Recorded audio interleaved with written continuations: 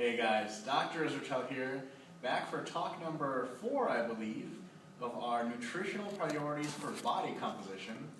And today we're going to be talking about food composition. What the heck is that? Well, we'll get into that in just a minute.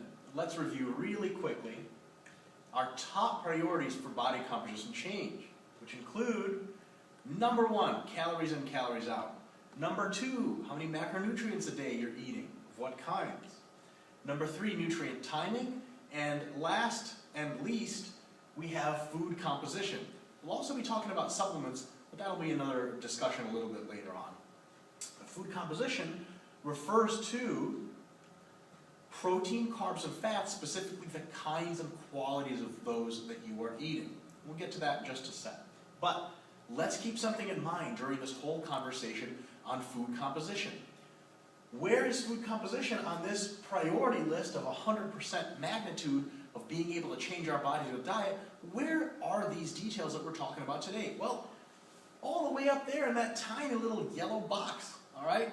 So by definition, I want you guys to keep this in mind. Everything I say today only amounts to maybe 5% of the difference between various diets. We're by definition talking about details. But if you're a competitor or you want the very best possible alteration of body composition, details can matter, so it's probably a good idea to go over this stuff. What we're going to be talking about today in food composition are the particular sources of protein, carbohydrates, and fat, and how eating various foods and getting those sources from various foods can impact your body composition results. So, without further ado, protein. It turns out that protein sources range in quality, and here's kind of a general list. Plant proteins that are incomplete, for example, getting your protein from rice, is sort of the worst quality protein. It doesn't lead to as much muscle growth and body composition change as some others. Going all the way down the line, we have plant proteins that are combined. If you eat beans with rice, you actually have a complete combined protein source. That's a bit better. Eating plant proteins that are already complete proteins, including quinoa and soy, hope I pronounced that right, and then animal proteins, for example fish, beef, and poultry, are much higher quality still.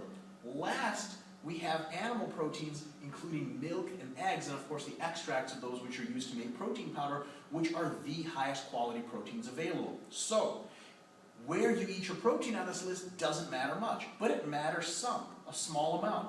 If you focus most of your eating on animal proteins, particularly the high quality ones, you're going to get a better benefit. Carbohydrate source. When you're far outside the workout, that is, you're not in the workout window, it has been shown quite repeatedly that low glycemic index sources of carbohydrates, for example, oatmeal, fruits, sweet potatoes, typical bodybuilding foods, promote more muscle and less fat over the long term. So low glycemic index foods should be the mainstay of your carbohydrate consumption. However, during and right after the workout, you want to stick to high glycemic sources of carbohydrates, including Gatorade, white bread, and kids' cereals, which can be quite delicious right after training. Eating those high glycemic carbohydrates promotes more muscle, less fat, and more glycogen resynthesis, which leads to more muscle and less fat in the long term, and this has been shown in the research over and over and over again. As you get outside of the workout window, that is 1 hour after the workout, 2 hours, 3 hours, 4 hours, your glycemic index of carbs ingested should go down, so that you go back to being outside of the workout window, you're not eating low GI carbs again, and you're promoting more muscle and less fat over the long term. Is it a huge difference? Absolutely not. Is it meaningful? You bet. Lastly, fat sources. Fats come in 2 general broad categories: unsaturated fat and saturated fat. Now, very generally, most of your fats should be in your diet coming from unsaturated sources. This has been established in the literature for 50 years or something like that. 75 or 25%, those are just my rough estimates from my understanding of the literature. Just think most fats should be unsaturated that you consume. Now, within those categories, we have a couple of more particulars to discuss. Most of your unsaturated fats should be monounsaturated fats as opposed to polyunsaturated fat. This has benefits for inflammation, which can affect the training process, and it has some benefits for body composition as well. So monounsaturated fats come from foods like olive oil, avocados, and natural nuts and nut butters. They should be the mainstay of your fat consumption. Now, of course, you're going to be eating some saturated fats too. Generally, there are healthier varieties of saturated fats, for example, those that found in coconut oil, and less than healthy varieties, sort of neutral varieties of saturated fat, something like found in animal butter. Most of your saturated fats should be from the healthy varieties, so it's probably a good idea to get them there. Unhealthy varieties of fats also exist. Trans fats, unfortunately, in research study after study, have proven to actually add body fat at the expense of muscle. And there have been some very good studies done here. I would recommend your trans fat intake be as close to zero as possible. So is it a good idea to go to McDonald's for your post-workout meal? Yeah, probably not, but I think we all kind of do that, all right. So that's for fats. All right, that's all we have for today. We'll leave you with some real-world tips.